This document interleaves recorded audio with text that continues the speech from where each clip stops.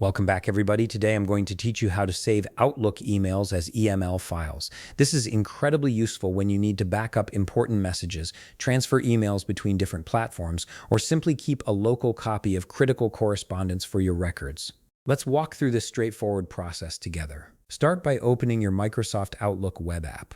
To do this, head to your browser and type in outlook.cloud.microsoft in the address bar. Once the page loads, you'll need to log into your account using your credentials. Make sure you enter the correct email address and password to ensure you can access all your messages.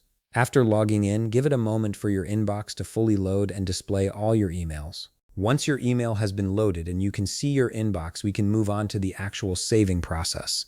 To save Outlook emails as EML files, navigate to your inbox pane on the left side of the screen. Here you'll see a list of all your received messages. Locate the specific email you wish to save as an EML file. This could be an important work email, a confirmation message, or any correspondence you want to preserve. Take your time browsing through your messages to find the right one. Once you've located the email, right-click directly on it. This action will trigger a context menu to appear with several options for managing that particular message. From this menu, you'll directly see the download option among the various choices presented.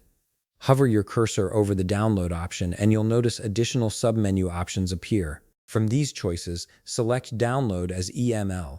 This will immediately begin the download process, saving the email in EML format to your default download location on your computer. The EML file format is universally recognized and can be opened with various email clients, making it perfect for archiving or transferring emails between different systems. Your file will now be safely stored on your device, ready to be accessed whenever you need it. And that's all there is to it. You've successfully saved your Outlook email as an EML file. If you found this video helpful, please leave a like, subscribe, and see you in the next video.